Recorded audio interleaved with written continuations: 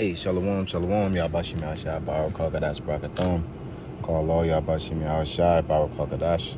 Double honor to our apostles, to our elders who rule well. Blessed salutations to you brothers out there teaching and enduring truth and sincerity. Another blessings and salutations to the innumerable multitude that which are amongst the weed, amongst tares, the women and children that follow truth and sincerity. Okay, so I wanted to do this lesson. I was reading this article. And we'll start out with a scripture, Abaratazah.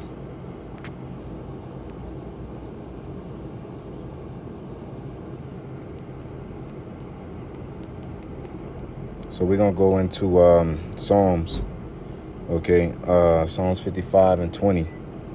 Okay, it says, he putteth forth his hands against such as be at peace with him. He hath broken his covenant. The words of his mouth were smoother than butter, but war was in his heart. His words were softer than oil, yet were they drawn swords. You know, anywhere Esau goes, you find death.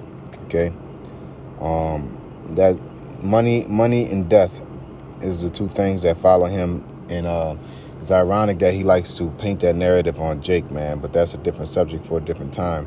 But as you see in post-production, I have the article up in RT News that came out today, as of today. And it says, American weapons will ensure more deaths in Ukraine, but won't change the conflict's eventual outcome. You know, because they really don't want to. They're trying to deplete and drive and wear down Russia. Okay. They don't have a care for Ukraine. They're going to supply them with weapons to make, Russia have to get more aggressive and take more lives or however they want. But Slovakia. So one thing that interests me is that when they start talking these numbers. So in the article, it says the U.S. is willing to sacrifice countless lives to weaken Russia, right? The U.S. is doing everything possible to extend the suffering of the Ukrainian people by creating conditions that appear to mandate an expansion of Russia's military effort. Yeah, they're giving them pretty much, you went from fighting to shooting in the most lame terms, and America supplying the guns and making them say, well, okay, Ukraine, y'all shooting? Well, we about to shoot too, knowing that they have bigger guns, right?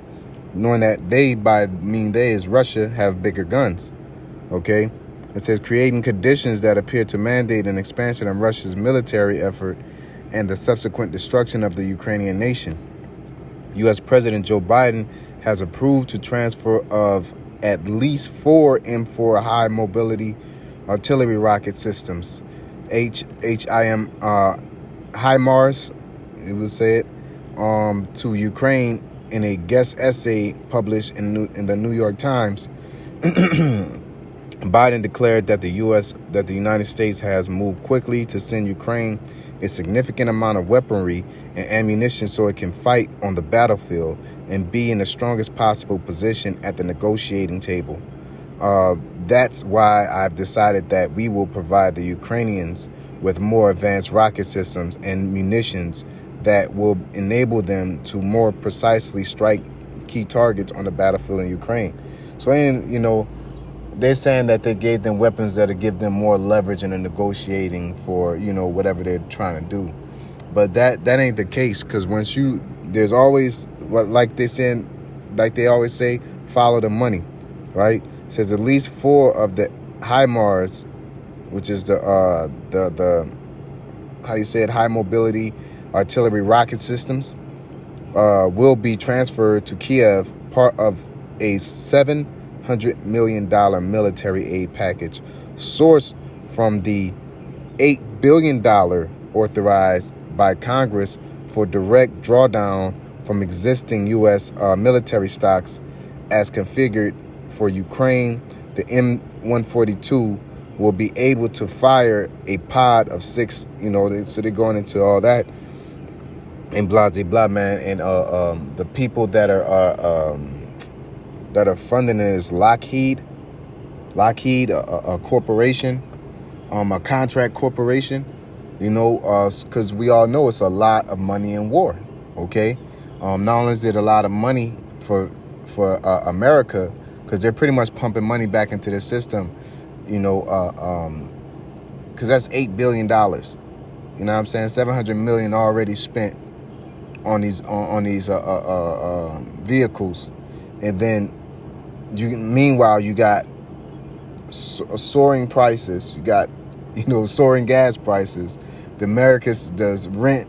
There's the homeless, jobless. COVID bounce back. This is not something that's for the economy. This is really a move for the rich. That's the only people that benefits from this. Okay, it's not like your rent's going to go down the more America goes to war. Okay, it's not like more jobs are going to become available. Okay, or pretty much the middle/lower class.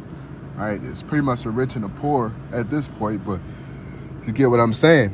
So Esau is, we're gonna close out with this precept.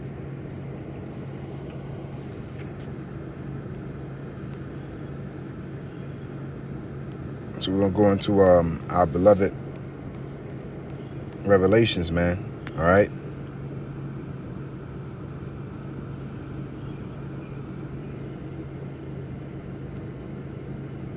Revelations 13:10, it says, "He that leadeth into captivity shall go into captivity.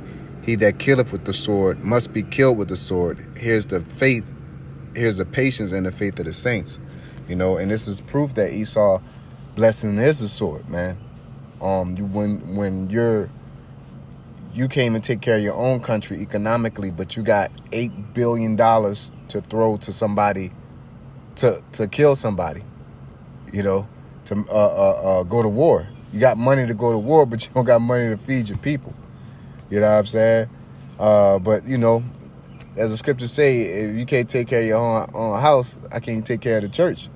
So you can't even take care of your own country. How you gonna take care of somebody else's? That $8 billion could go to the U.S. citizens. But yet everybody's gung-ho about Babylon, especially you niggas, and they're pulling moves like this in front of your face.